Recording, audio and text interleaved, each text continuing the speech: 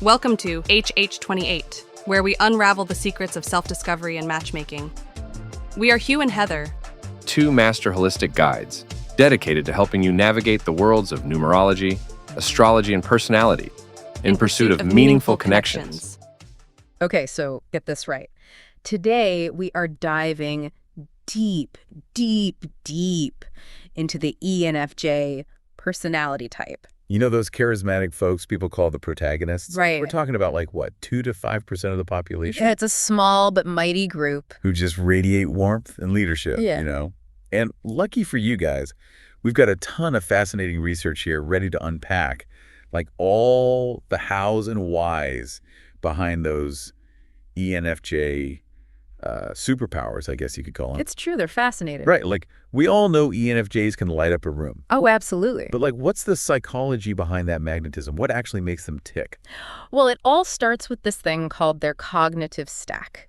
Now, I know that might sound a bit like technical jargon, but it's actually a really cool concept. Yep. Basically, it refers to the unique hierarchy of mental processes each personality type uses. Okay. So think of it like their brain's preferred toolkit for like navigating the world. So what's in the ENFJ's toolkit that makes them so special? So at the very top of their list, their most dominant function is something called extroverted feeling.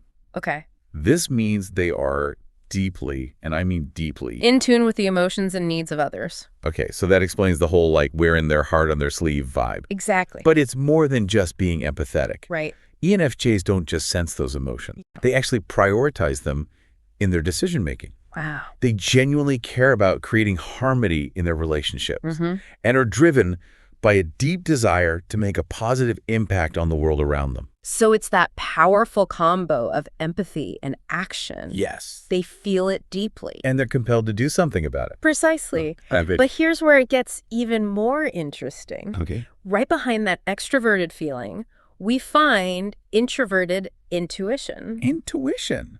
So are we talking like a sixth sense here? It's more nuanced than that. Okay. It's about seeing patterns, possibilities, and the bigger picture. Right. ENFJs have this incredible ability to not only connect with people in the present moment, But also to envision their potential and imagine a better future for them. wow, They're driven by a deep sense of purpose and often find themselves drawn to careers where they can guide and inspire others. which explains why so many ENFJs are drawn to careers in teaching, counseling, or even leadership roles. It's like they have this inner compass. That points them toward roles where they can make a tangible difference in people's lives. Exactly, and this is a key insight into their motivations. It's not just about having a big heart. It's about utilizing their unique cognitive wiring to create positive change and bring their visions to life. It's like they have this internal drive to nurture potential, both in themselves and others. Yes. And when you combine that with their natural charisma, It's no wonder they often find themselves in leadership positions. absolutely.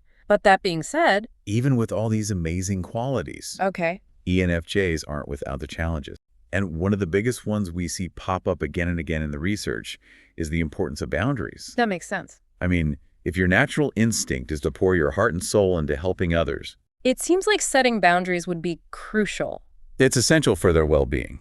Because while that deep well of empathy is a superpower, Right. it can also be draining if they're not careful. Yeah. ENFJs need to learn how to recharge their batteries and prioritize self-care, which isn't always easy for them. No, I bet. So how do these naturally giving individuals navigate the world of relationships? Because we know from your average compatibility chart that some pairings are smoother than others. It's true. And it gets particularly interesting when we consider how their cognitive functions influence their compatibility with other types. Okay, let's unpack that. Who tends to vibe well with our ENFJ friends?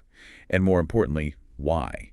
Well, the research suggests that ENFJs often find themselves drawn to, Right. INFJs and ENFPs. And what is it about those types that clicks so well with the ENFJ personality?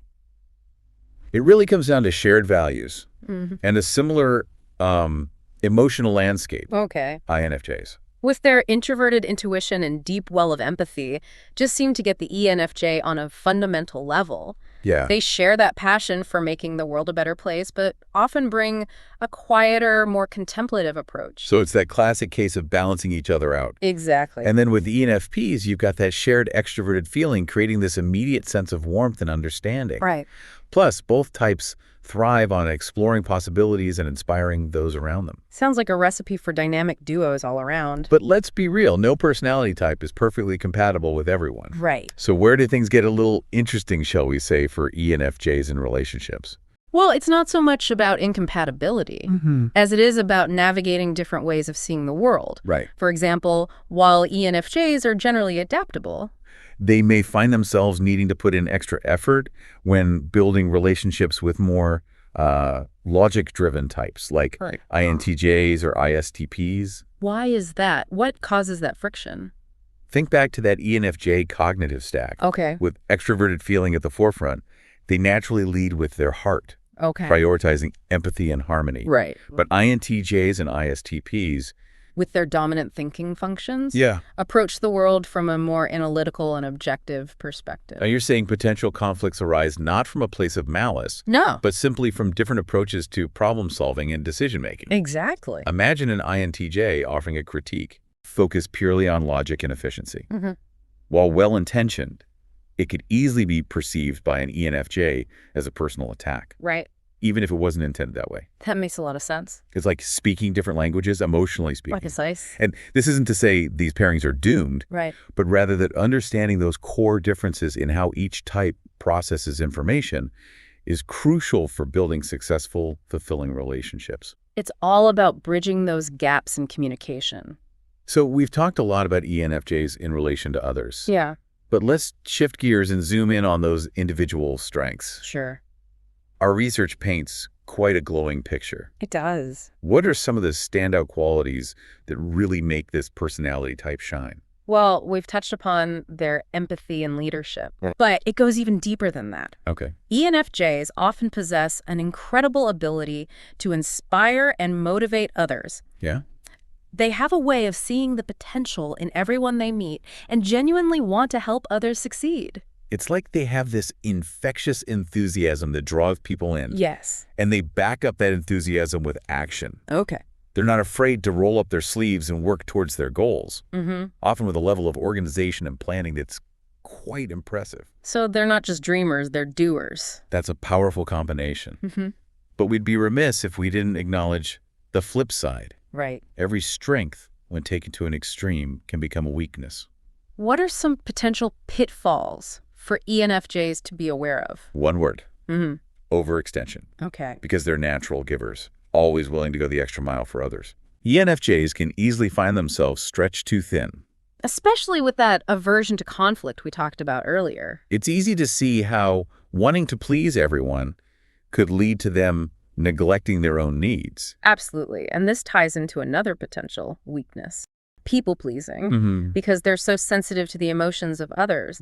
ENFJs may struggle to set healthy boundaries. Or assert themselves when necessary. Yeah. For fear of upsetting someone or disrupting the harmony? It's that double-edged sword of empathy again. Exactly. Their desire to maintain peace and avoid conflict. All admirable. Can sometimes backfire if it means suppressing their own needs or avoiding difficult conversations. So finding that balance between advocating for themselves and nurturing their relationships is key. But let's be honest, no one jumps for joy at the thought of receiving criticism. Right. How do our ENFJ friends handle constructive feedback? That's a great question. And it's something that our research suggests can be a bit of a sensitive area for ENFJs. Really? I would have thought their empathy would make them more receptive to feedback. You would think so, wouldn't you? Yeah. But because their sense of self is so intertwined with their desire to be liked and to do good. Any feedback that challenges that image can be taken to heart. So it's not that they're opposed to feedback. No. But rather that they process it through that lens of wanting to be seen as helpful and competent. Exactly. They have these high ideals for themselves and can be quite self-critical. Yeah. Add to that their tendency to overanalyze. And you can see how even well-intentioned feedback can sometimes sting a bit more than intended. It's like they're their own worst critic, holding themselves to those same high standards they set for others. Precisely. And while that drive for self-improvement is admirable. It's important for ENFJs to remember to be kind to themselves and to recognize that making mistakes is a natural part of growth. So where does that leave us? We've covered a lot of ground here, from those unique cognitive functions to the highs and lows of the ENFJ experience. We have. And I think it's important to remember that while we've explored these different facets of the ENFJ personality, Each individual is just that, an individual. These are general tendencies, not hard and fast rules. So for our listener out there who, maybe they're furiously taking notes, maybe they are an ENFJ, maybe they just... Love an ENFJ. Right. What are the key takeaways here about these folks?